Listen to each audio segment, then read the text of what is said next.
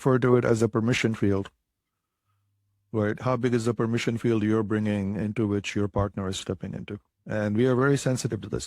Women often measure up a guy across from her very quickly, right? It's always amusing when I ask women this in a class full and all the hands go up. I'm like, women on a first date, some part of their brain figures out how much of my sex I can show this man. They figure you out. They figure out how big your permission field is. They figure out just how much of their darkness, how much of their eros will you be able to handle before you start judging them or start running for the hills. Mm-hmm. So women very quickly assess how much of my sex I can show this man. How big is your permission field as a man? Do you even know what a permission field is? And why is this important when it comes to your seductions with your relationships with women?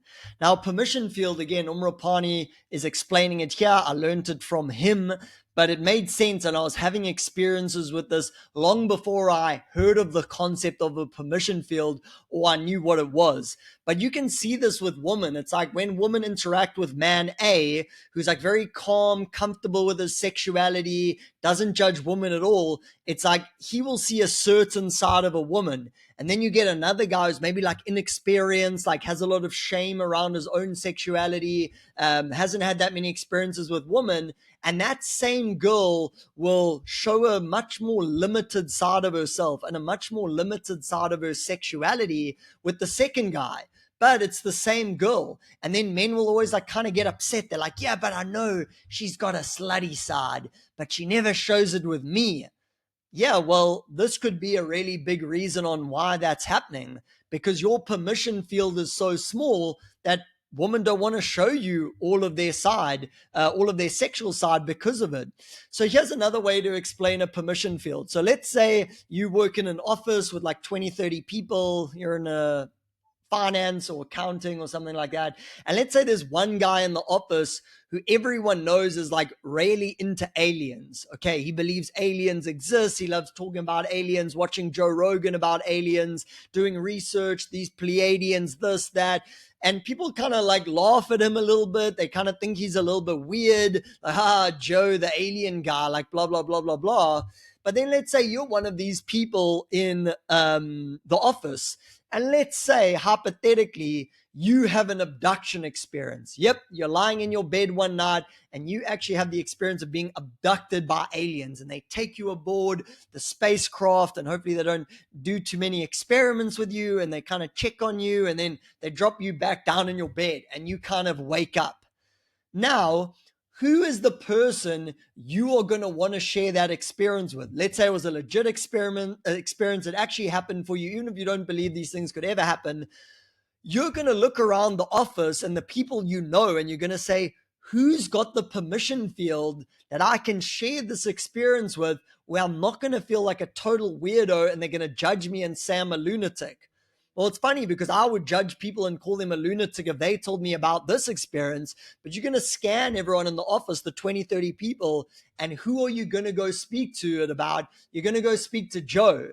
Why? Because when you tell Joe about the experience, he's not going to judge you. He's going to say, well, what happened next? How did that make you feel? Why do you think they chose you?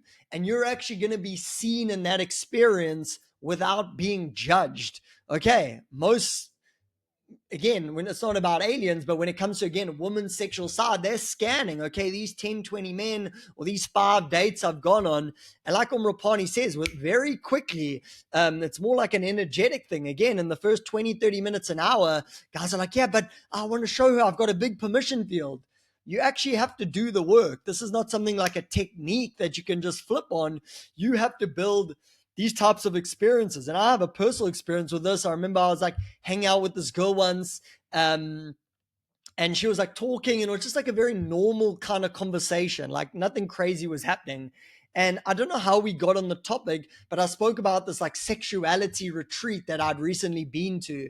And there was like videos of a guy like doing these demos and stuff on a girl. And for whatever reason, it kind of came up in the convo. And like I sensed from her side, like, hey, if I bring this up with her, I don't think I'm going to be judged. I could be wrong. It could blow up in my face, but I'm trying to be like, oh, that's so interesting. I went to the sexuality, sensuality workshop. Here's actually one of the videos from it. And then I'm like playing this video and like showing her.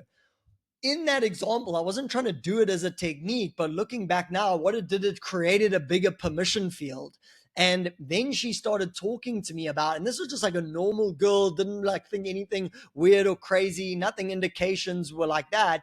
And then she starts telling me how she's been to like sex parties, and with her ex-boyfriend, they used to go to these sex parties and dungeons, and like she'd get really turned on by like other people watching them have sex and stuff like that. And I was like kind of blown away. I'm like, why is she revealing this all to me?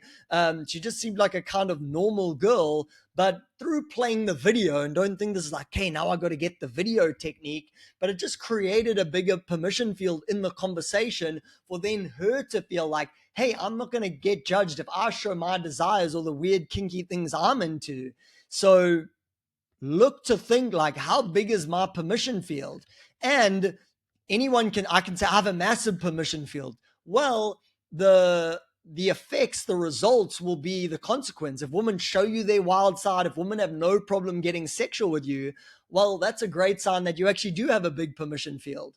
But if you say you do, but women seem prudy and closed off and they always want to like date you for 3 months before they kiss you, well, then you don't have a big permission field. So goes a little bit deeper into this topic. Let's play 20 more seconds of the clip and then we'll wrap it up.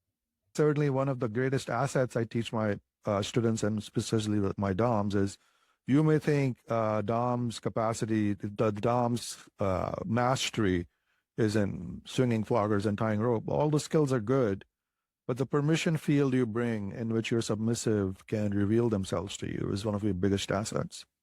This is why you need to do your own work. If you're in your own shame around things, if you haven't really dealt with your own issues, it'll show up. People will perceive it. They're not going to show you more of themselves than you are ready to see.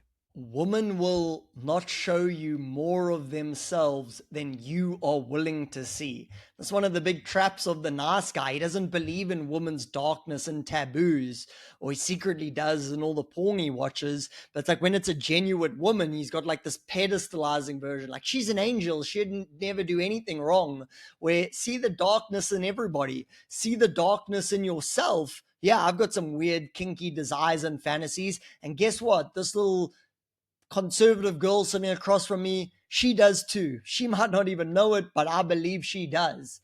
And that way we create that permission field to explore some of those deeper desires, and women will reveal these parts of themselves to you that maybe they've never revealed to other men before when you have that bigger permission field. But like Om says, is like you have to do your work first. Do you have shame around your own sexuality? Have you fully owned your desires? Most guys, like I said, are just jerking it to freaking Pornhub, and they're like, yeah, I own my sexuality. No, there's probably a lot of shame in that. Can't get it up around women, all these issues. So this requires deeper work to actually expand your permission field. It's not like, give me the 3-step formula to get a big permission field on my next date. But one of the ways you can do it, probably a small baby step, is like, talk about sex more, talk about sexuality more. You'll see this if you also compare it to money. Like I remember when I was broke and I was like scared of money. It's like, oh, don't talk about money. Like money's taboo. But then when I started getting more comfortable with money, more money started flowing into my experience. It's like, yeah, talk about money. Oh, this is how much I made. This is how much I lost. Yeah, it's not like a taboo, shameful topic, but that's how guys approach sex. They're like, ooh, can't talk about that on a date. But then the girl is just picking that up from you and she's going to mirror back to you. Whoa, can't go into those sexual topics on a date. She's pinging off you to see how much of those things she can reveal about herself. So think about it for yourself. What is your permission field? How big is it? How small is it? And what are some ways you can go about expanding your permission field to have more intimate, amazing, beautiful experiences with women and guide them to maybe some fantasies that they've never experienced but always wanted to. Okay, hope you guys enjoyed this video on permission field, and I'll see you in the next video. Bye-bye.